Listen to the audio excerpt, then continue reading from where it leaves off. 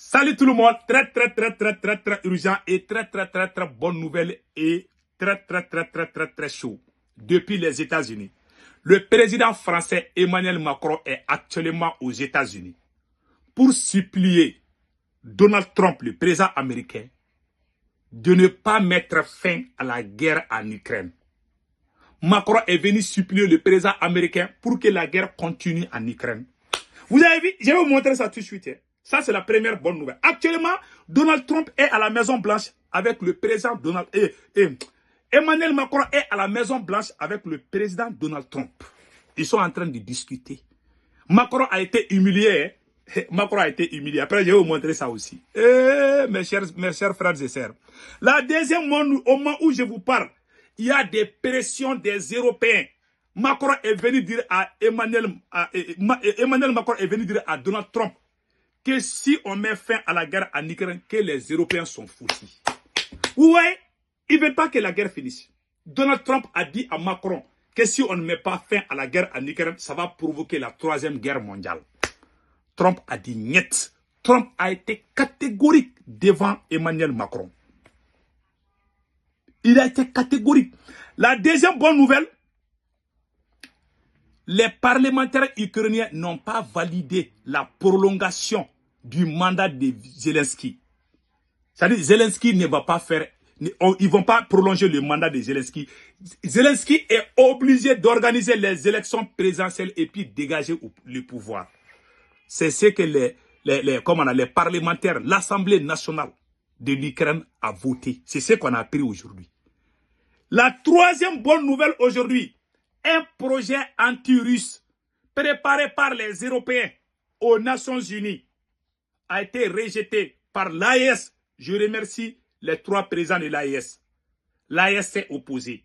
Les États-Unis, voilà, le département américain demande d'abandonner les pourparlers sur le règlement de conflit ukrainien avec, voilà, je m'excuse, voilà, les États-Unis demandent le retrait du projet de résolution anti-russe rédigé par l'Union européenne et l'Ukraine sur lequel l'Assemblée générale des Nations unies votera le 24 février. C'est-à-dire qu'ils avaient préparé un projet anti-russe. Donald Trump a dit que Donald Trump a dit que Vladimir Poutine n'est pas, comme on appelle là, n'est pas un criminel. C'est ce qu'il a dit. Voilà. Il a dit ça devant, il n'est pas un dictateur comme le qualifie son homologue français Emmanuel Macron. Il l'a traité de toutes les sauces. Parce qu'ils sont obligés. Ah, Poutine est ça, Poutine est ça. Et au moment où je vous parle, l'Union européenne, ils sont en train de se regrouper en Europe. Il y a des pressions énormes sur le président américain. Mais Donald Trump est un homme. Il a résisté. Il a parlé devant Emmanuel Macron. Il dit que lui, il ne va pas reculer. Donc voilà, entre autres, ce qu'on a appris aujourd'hui. Donc, allons-y avec la rencontre entre les deux. Donc, on va vous montrer ça tout de suite et puis on en discutera. Votre réaction aux gens en Europe qui disent que vous abandonnez l'Ukraine et que vous allez sacrifier l'Ukraine dans un accord avec Poutine. Ben nous, on a aidé l'Ukraine comme personne n'a aidé l'Ukraine par le passé. Et si moi j'avais été président, et regardez Emmanuel Macron. Il n'y aurait pas eu de guerre. Ça c'est Macron comme ça. On va pouvoir envisager la paix. Moi, président, aucune chance de voir cette guerre éclater. Malheureusement, ça a été le cas. Et moi, mon rôle, c'est de terminer cette guerre qui a fait des milliers de morts, des milliers de personnes qui meurent toutes les semaines. Voilà. En Russie, on parle de 700 000 personnes qui sont mortes, à peu près pareil en Ukraine, sans même parler d'ailleurs des villes détruites. Donc ça a été une guerre vous avez vu absolument terrible, atroce. Il faut trouver une issue. Voilà. Et on ne parle pas de soldats américains, mais des soldats russes et ukrainiens. Voilà. Donc vous avez vu maintenant Voilà. C'est clair comme l'eau de roche. Ce n'est plus caché à personne.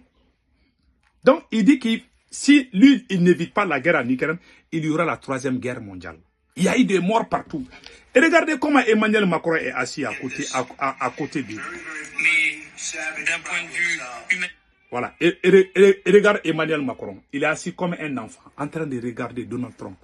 Voici la réaction d'un politicien français qui s'est fâché contre le président. Il s'appelle Nicolas Dupont-Aignan. Voilà. Il est très fâché. Il dit que Macron est allé humilier l'image de la France. Que Macron est allé ternir l'image de la République française depuis les États-Unis. Écoutons-le.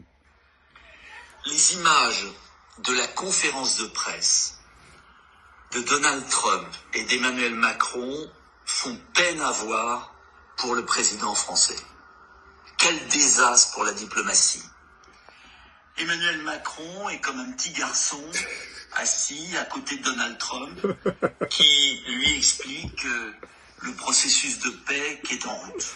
Oh my God. Quand Emmanuel Macron demande que l'Ukraine soit partie à l'après et qu'il faut voir le président Zelensky, Trump, avec mépris, lui explique que Zelensky pourra venir signer la paix et qu'il sera heureux de le voir à cette occasion. C'est terrible et c'est tragique. Je pourrais me réjouir de cette humiliation publique d'Emmanuel Macron, mais moi je ne me réjouis jamais quand l'image de la France est abîmée, quand notre pays est mis de côté. Voilà. C'est terrible de voir ça. Voilà. Et cela devrait nous inciter à réfléchir, car il faut changer ça. Voilà. Donc vous avez vu maintenant? Vous avez tous vu. Emmanuel Macron, l'objectif de ce voyage est très simple. Hein. Les Européens veulent que la guerre continue. Les Américains veulent mettre fin à la guerre en Ukraine. Voilà, c'est tout. Voilà, c'est tout. Ils veulent que Donald Trump commence à affronter la Russie. Trump dit que moi je ne suis pas dans cette aventure. On appelle ça la mésaventure. Parce qu'il n'y aura pas de suite dedans. Donc ils veulent pousser les Américains. Comme Donald Trump est là, Macron n'est pas du tout à l'aise. Depuis que Trump est devenu président des États-Unis, Macron n'est pas du tout à l'aise. Il est en train de perdre le contrôle. Il parle à gauche. Même en dormant, Macron se lève et dit Trump. Il a perdu le contrôle, carrément. Voilà, maintenant, nous allons partir avec les détails. Donc, il n'y a pas de bonnes nouvelles pour les Européens, parce qu'ils sont en train de se rencontrer. Voilà l'objectif secret. Le président français Emmanuel Macron et le premier ministre britannique Keir Starmer tenteront de persuader le président américain Donald Trump d'abandonner les pourparlers sur le règlement du conflit ukrainien avec la Russie. C'est-à-dire, Donald Trump va venir dire au président, et Emmanuel Macron va venir dire à Trump, venir convaincre à Trump de ne pas mettre fin à la guerre. Et ils veulent que la guerre continue. Voilà, ils veulent que la guerre continue. Hein. Donc, c'est ce qu'a écrit le journal Time. Selon les dernières, comment on appelle là, selon ces dernières, les deux dirigeants ont convenu de coordonner leur approche, d'essayer d'influencer sur le plan Trump pour mettre fin au conflit. Voilà. Ils ne veulent pas que ils veulent pas que la guerre finisse, comme on appelle en Ukraine. Ils veulent que ça continue. Ils veulent convaincre Donald Trump. Voici l'objectif. Trump a dit niet. Trump a été catégorique. Et la deuxième humiliation pour les Européens. Les États-Unis ont demandé le retrait du projet de résolution anti-russe rédigé par l'Union européenne et l'Ukraine, sur lequel l'Assemblée générale des Nations unies votera le 24 février. C'est ce que rapporte le Financial Times. C'est référent à ces sources. Selon les responsables, cette confrontation pourrait atteindre le Conseil de sécurité de l'ONU, où les États-Unis pourraient se ranger du côté de la Russie et de la Chine, indique le journal.